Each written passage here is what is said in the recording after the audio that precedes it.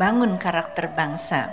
Karakter bangsa itu karakter bagaimana kita menjadi bangsa yang tangguh, bagaimana kita bisa menjadi bangsa yang maju. Tidak bisa kita mencapai itu kalau kita tidak cinta tanah air dan bangsa. Dan cinta tanah air adalah mengenal betul apa yang kita punya, mengenal betul apa aset-aset bukan hanya alam tapi aset sosial budaya yang dimiliki dan bisa didaya gunakan. Jadi kalau tadi tesnya untuk ujian itu makanan barat, sebetulnya saya juga suka nonton walaupun saya tidak begitu suka masak ya, artinya lebih suka makan daripada masaknya. Sama Bu. Ya, tapi menghilangkan masalah kesehatan di situ, apa kolesterolnya atau apa gitu. Mungkin saya tidak begitu tahu, tapi supaya tidak rendang ini tetap membuat sehat, maka harus dicampur dengan kacang merah. Ya seperti itulah. Jadi kearifan lokal itu yang kita harus angkat. Saya melihat sebagai one team press, saya keliling Indonesia sampai ke pelosok negeri, banyak sekali justru orang Indonesia sendiri, baik dari kampus ataupun dari sekolah-sekolah atau guru atau yang menyedihkan pemda-pemdanya, termasuk yang kepala dinas pariwisatanya, saya tidak usah sebut di mana, tapi lebih dari satu, tidak memahami kekayaan yang ada di alam kita. Yaitu food policy. Jadi dia buat kebijakan untuk menyebarkan makanan Thailand ini ke seluruh dunia, membuat seperti kredit UKM yang lebih mudah begitu ya, kemudian membantu juga untuk penyediaan bahan-bahannya begitu ya, agar makanan Thailand ini bisa menyebar ke seluruh dunia. Strategi-strategi itu sebenarnya sudah ada dipikirkan oleh pemerintah sebenarnya tidak sih Bu, kalau dari apa yang Ibu amati? Ya sebetulnya sudah ada, tetapi masalahnya kita tidak cinta pada Indonesia sendiri, kekayaan Indonesia, sehingga itu tinggal di atas kertas. Implementasinya terkotak-kotak. Seharusnya semua itu bekerja sama. Jadi sebetulnya mulainya itu dari rasa cinta dan bangga kepada apa yang kita punya. Sebetulnya apa sih yang dimiliki Thailand yang kita tidak punya? Ya sebetulnya ya. Iya, baik Ibu. Nah di sini juga ada Pak William Wongso. Pak William Wongso mungkin bisa sharing apa upaya-upaya Pak William ini untuk mempromosikan terima kasih Beda. Saya rasa begini ya, sih benar Pak Ahyar bilang 35 tahun, semua kita tahu bahwa dalam kenyataan 250 juta masyarakat Indonesia itu boleh dikatakan 97% itu setiap hari makanan-makanan lokal. Yang 3% itu campurannya McDonald yang masuk import-import. Tapi karena beberapa produk ini gaungnya gede, dianggap semua orang Indonesia itu makan itu. Jadi kalau dihitung secara ekonomi, faktor ekonomi lokal itu luar biasa potensinya dan harus bisa dikembangkan. Sehingga bicara soal profesi, cook kita itu mikirkan kerja di luar negeri, padahal dalam negeri itu sebenarnya potensinya begitu banyak. Pelaku yang makanan paling kenal seluruh Nusantara itu adalah makanan Minang dari Sabang sampai Merauke. Kalau ini nanti kita bisa fokuskan ke mana-mana, di Tiongkok sekarang itu sudah timbul bukan saja Cantonese, yang lainnya ikut. Nah, pemerintah Tiongkok dalam strategi ini hanya menentukan 8 culinary treasures province. Hunan, Sichuan, Shanghai, Beijing, Zhejiang, Canton. Kalau nggak salah cuma 8, padahal provinsi di Cina itu begitu banyak. The rest itu adalah istilah Prancisnya atau Italinya cuisine de terroir atau cucina terra. Makanan-makanan yang hanya bisa dilakukan secara lokal, di mana bahan-bahannya itu kalau dibawa ke luar negeri nggak ada. Kita ke Yunan itu sulit banget makanan Yunan karena dia makan itu capung yang masih di dalam air, digoreng. Wah, enak sekali makan mampir untuk orang asing misalnya. Ulet, daun-daunan yang lokal. Nah ini yang kita mesti mikirkan. Yang sekarang ini selama puluhan tahun semerawut terus. Mana duluan? Benar kata Ibu Mutia bahwa dalam negeri seperti kita nyebutkan rendang, kita tuh selalu menyalahkan Malaysia. Orang Indonesia tuh nggak pernah selalu nyebutin cuman, yuk kita beli rendang. Dia nggak menyebutkan bahwa rendang Padang. Kalau kita ke Sumatera Barat, rendangnya sudah harus disebut, bukan rendang Padang. Rendang Payakumbuh, rendang Bukit Tinggi. Secara internasional, kita tampilkan rendang Padang. Mau lebih tahu lebih banyak, come to Western Sumatera. Itu cuma satu usul, dalam kurikulum dari SMK. Kalau wajib nih, ujian akhir, ujian salah satu harus rendang. Kalau mereka bisa membuat rendang yang benar, the rest of Indonesian cooking easy. Terima kasih. Iya, wah. Ukurannya rendang ini nih. Ada tanggapan? Sulit tidak Mbak menemukan kan kalau yang saya cari, yang saya baca ya, Mbak ini memilih narasumber nih benar-benar dari orang-orang tua begitu ya. Karena berharap dari orang-orang tua nih benar-benar dapat resep aslinya begitu ya. Susah nggak Mbak menemukan resep asli itu yang ada di Sumatera Barat? Iya, jadi kenapa saya pilih orang tua?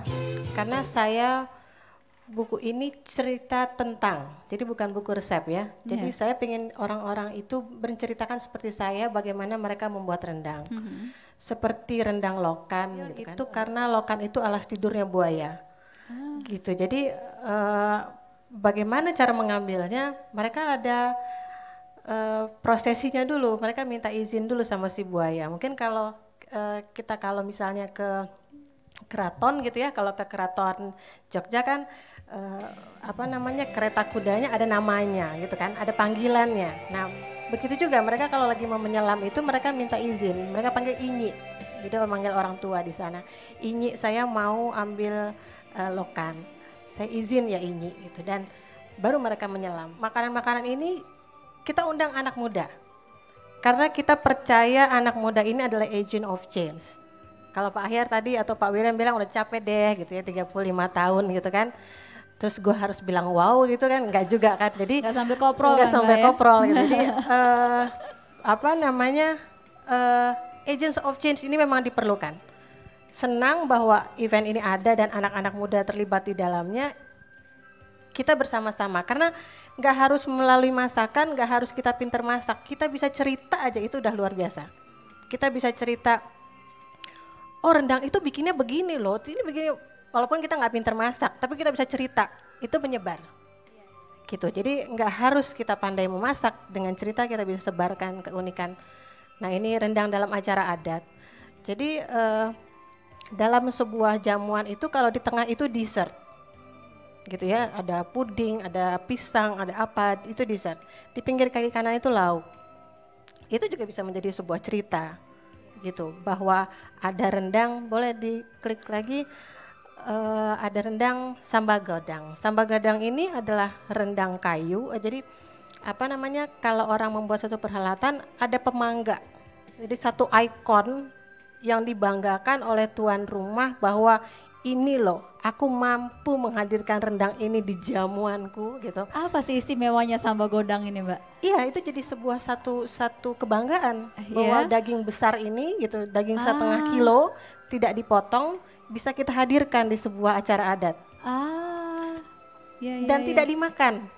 Tidak dimakan? Tidak dimakan. Jadi hanya dipamerkan? Hanya dipamerkan, benar-benar cuma sebagai pemangga. Aduh menarik ya, ini baru sebagian, lengkapnya ada di buku Rendang Travelernya Mbak Reno.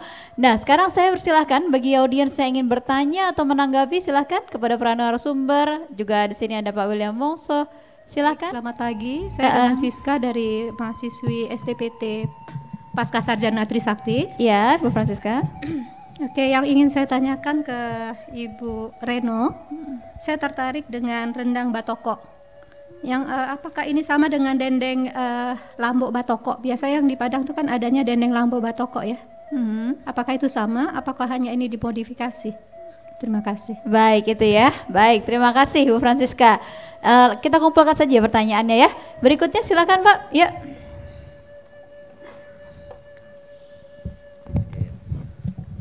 Tolong disebutkan namanya ya Mas ya. Selamat pagi, Assalamualaikum warahmatullahi wabarakatuh. Waalaikumsalam Mas. Nama saya Herman Sulaiman. Saya adalah staf pengajar di SMK Negeri 57 Jakarta dan Ya. Akademi Pariwisata UNAS. Ada 4 yang ingin saya tanyakan dari semua pembicara dan tanggapan-tanggapan itu saya tulis semua di sini karena ini ada kaitannya dengan makanan Indonesia, bukan hanya rendang. Yang pertama untuk Pak Vindex. Pak Vindex sebagai seorang pakar kuliner di Indonesia dan juga sebagai seorang presiden food Asosiasi Kuliner Profesional di Jakarta, bahwasannya ada satu pertanyaan Pak yang sangat mendasar sekali. Kenapa makanan-makanan yang tersedia di hotel dan restoran yang ada di Jakarta khususnya atau Indonesia pada umumnya itu mayoritas masakan-masakan luar negeri? Itu pertanyaan yang sangat mendasar Pak. Kenapa? Apakah terikat dengan peraturan SOP-nya corporate sebuah perusahaan atau apa? Apakah chef-chef di Indonesia itu tidak bisa fight sehingga masakan-masakan Indonesia itu bisa masuk ke hotel-hotel itu yang boleh dikatakan adalah chains hotel gitu? Karena hotel chains hotel itu harus punya resep yang standar, nih resepnya gini, masakannya kayak gini, harus ini. Nah, apakah chef-chef di Indonesia itu yang bekerja di hotel itu atau restoran itu tidak bisa fight? Kami harus menyediakan makanan Indonesia gitu. Pertama gitu Pak ya, mohon maaf. Yang kedua itu untuk Profesor Dr. Ibu Mutia. Saya sangat appreciate sekali Ibu bahwasannya tadi Ibu menyatakan di situ ada kerjasama antara organisasi-organisasi gitu yang Ibu sampaikan kepada kita gitu ya. Bahwasannya kerjasama ini adalah yang sangat penting. Nah tadi saya tanggapi juga pendapatnya Pak William Wongso, bahwasannya beliau bekerja dengan berapa orang tim, taruhlah 5 orang gitu ya, 5 orang. Padahal mohon maaf di Jakarta saja khususnya, kebetulan base campnya ada di Jakarta, itu banyak organisasi yang memang mereka memikirkan makanan Indonesia.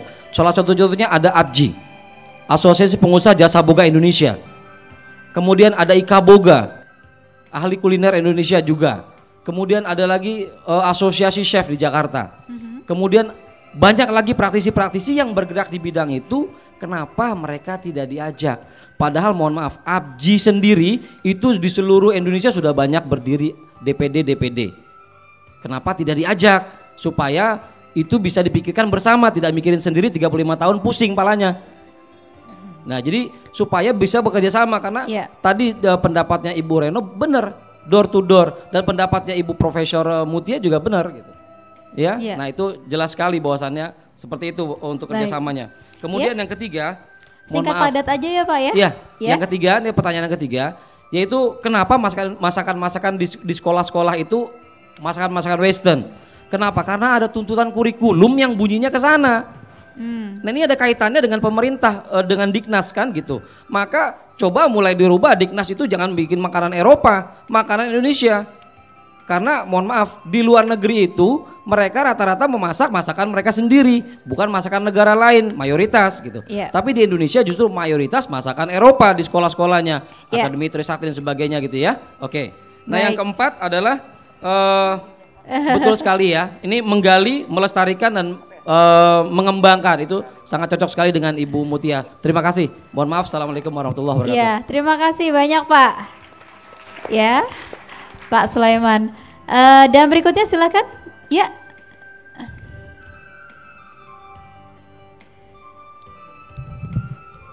Terima kasih, selamat pagi. Nama saya Julius Efrain, saya anak pasca juga. Saya profesinya guru juga di SMK 2 Palu, jadi dari Sulawesi. Ya, itu. Pertanyaan saya kurang lebih sama dengan Pak Herman ya, kalau tidak salah tadi namanya. Saya mau sharing juga ya, jadi punya pengalaman waktu bawa anak table manner, jadi ke salah satu hotel terbaik yang ada di Kota Palu. Pertama mereka nawarin masakan Western gitu, jadi menunya Western, dan kemudian selanjutnya table manner kedua kami menyarankan dan meminta request kalau bisa masakan Indonesia saja, tetapi hotel ini bilangnya gini, aduh susah kita kalau meracik masakan Indonesia untuk table manner. Nah ini saya minta tanggapannya, makanya kan tadi saya setuju dengan Profesor Mutia mengatakan kalau harus punya yang namanya rasa cinta dulu, rasa memiliki, dan saya sih karena konsennya di pendidikan harusnya itu ditanamkan dari anak-anak SMK. Nah bagaimana anak SMK kalau mau table manner masakan Indonesia aja dari pihak hotel tersebut susah diraciknya gitu. Mintanya masakan western dari mereka. Terima kasih, selamat pagi. Baik, terima kasih Pak Julius. Oh menarik juga ya bahwa ternyata seperti itu ya, ternyata. Singkat padat ya Mas ya. Selamat pagi. Saya Budi dari Young Chef Club Indonesia. Ya. Yang saya ada satu pertanyaan dan satu pernyataan.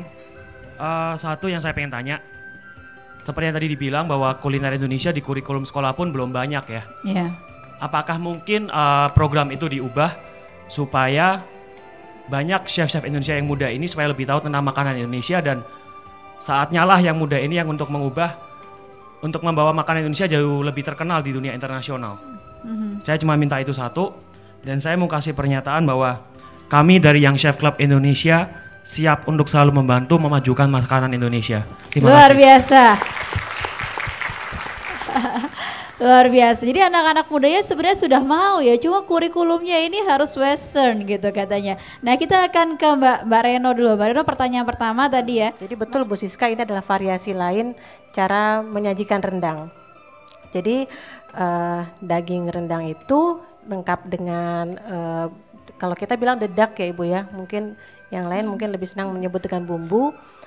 Itu dicampur dengan gilingan cabai lagi. Jadi mungkin cabai merah direbus dengan bawang merah dan jeruk nipis, lalu dendengnya diketok. Jadi persis seperti dendeng batoko, tapi ini rendang batoko. Itu variasinya atau rasanya menimbulkan sebuah sensasi lain. Apakah memang itu sulit untuk membawa kulineri Indonesia begitu ke fine dining seperti itu? Oke, pertanyaannya sih memang bagus ya Pak Herman itu. Gini, kalau misalnya saya bilang saya masuk di hotel tahun 89, itu dibandingkan dengan sekarang itu sudah jauh lebih banyak. Masakan Indonesia yang masuk ke hotel itu boleh dibilang sudah hampir sama ataupun ini juga dengan masakan western. Dan apalagi sekarang ini ya, Pak kalau mau ini mungkin ke Hotel Darmawangsa, itu ikonnya kita tuh nasi liwet. Jadi makanan di restoran itu makanan Indonesia benar-benar jadi dominan. Di salah satu cabang, bukan cabang, maksudnya restoran saya yang lain lagi di Darmawangsa itu Sriwijaya, dulunya French, klasik. Sekarang masuk modern Indonesia dalam arti memasukkan unsur ingredient Indonesia ke dalam teknik masakan western. Tapi itu jadi dari SD udah ada kurikulumnya juga, pengenalan, mungkin history dulu. Nanti SMK itu sudah mulai masuk ke kurikulum Indonesia. 50% paling enggak harus sudah masakan Indonesia. Nah itu yang nanti kita dengan tim dari mungkin apa yang kita buat sekarang dari Kemenparekraf ini adalah Ibu Mari dan timnya bilang saya, Pak William Wongso, Pak Bondan, kemudian Ibu Tobing ya, itu yang mungkin banyak orang nggak tahu itu sebenarnya kamus berjalan masakan Indonesia sebenarnya itu. Oh ya? Dia yang memulai pertama untuk bikin buku masakan Indonesia. Jadi, nah itu kita mencoba mencari ikon makanan Indonesia yang bisa menjadi kebanggaan kita dan kecintaan kita dan bisa dimasukkan sebagai kurikulum nasional. Start with rendang, then we end with several others Indonesian. Kalau perlu setiap tahun ada tema-tema tertentu yang memajukan masakan Indonesia lebih jauh lagi. Baik, terima kasih Chef. Mudah-mudahan tadi usulan Chef bisa ditangkap juga ya oleh STPT Trisakti di sini ya untuk membuat kurikulum yang lebih memberikan kesempatan untuk eksplorasi makanan Indonesia. Ya, silahkan kemudian Ibu Mutia ada beberapa pertanyaan untuk Ibu tadi dari Pak Herman dan juga Mas Budi. Ya, baik, terima kasih. Tadi intinya kita punya organisasi banyak, sudah berjalan bertahun-tahun, sudah punya cabang di mana-mana seperti partai saja ya. Tetapi kenapa kok tidak maju? Saya kira ini kuncinya satu. Pertama, tak kenal maka tak sayang. Yang kedua juga tak kenal maka tak sayang pada aset sosial budaya maupun natural resource kita sendiri. Dan yang ketiga, jalan sendiri-sendiri.